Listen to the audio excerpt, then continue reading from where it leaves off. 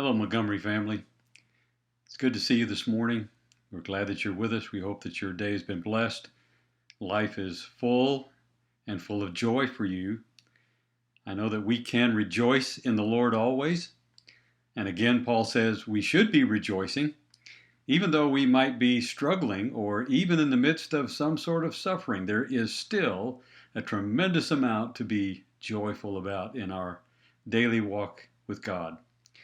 Thank you for joining us in this series of thoughts regarding Philippians chapter 4, and I hope it has been something that has been encouraging to you and that will bless your life with just a wonderful, wonderful day and a better attitude towards life. That's something that we all want to have each day of our lives. Today we come to a very interesting section of Scripture that we'll be looking at in Philippians chapter 4. Because what Paul is going to be telling us in Philippians chapter 4 is that we are not to be anxious about anything. Now that is quite an interesting statement, wouldn't you say? Not to be anxious about anything. And remember, that's not a suggestion. That is the Apostle Paul's command. Now if I give you a suggestion, that's basically just an opinion, and you can add that to a long list, perhaps, of things that you may or may not consider regarding any subject. But when we're given a command, we only have one of two choices. We either obey or we disobey.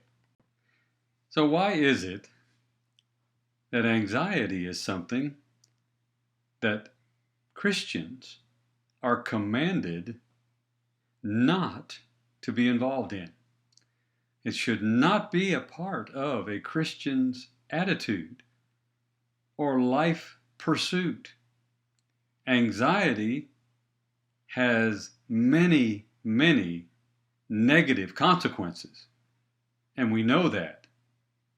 Chronic worry can cause serious physical problems, such as ulcers, heart attacks, and high blood pressure. Dr. Charles Mayo of the famous Mayo Clinic wrote, "Worry affects the circulation, the heart, the glands, and the whole nervous system."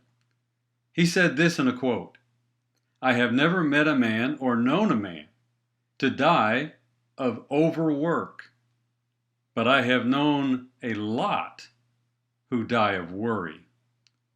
We can literally worry ourselves to death. So it's a challenge that we must face and, according to the Bible, overcome. I hope you are. But I need you to understand, we all need to understand, that anxiety has some root causes that are very well known and very clear. You see, anxiety is caused by real or imagined threats to our well-being.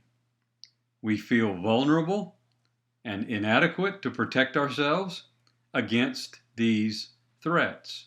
For a Christian, anxiety and worry are actually doubting God's power and His goodness.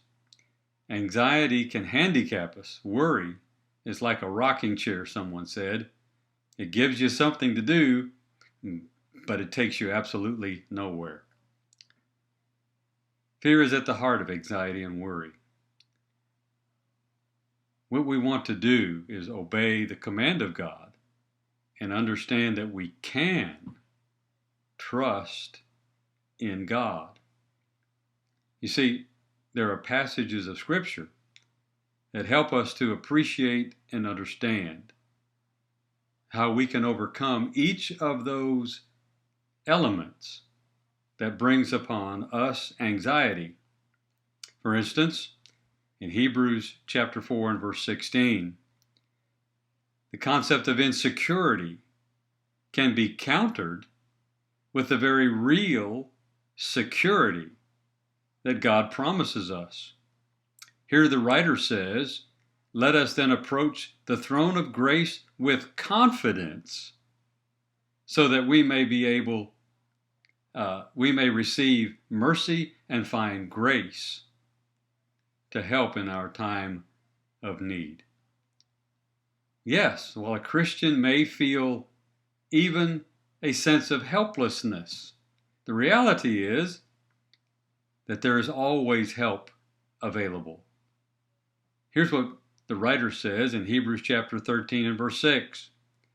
So we say with confidence, the Lord is my helper.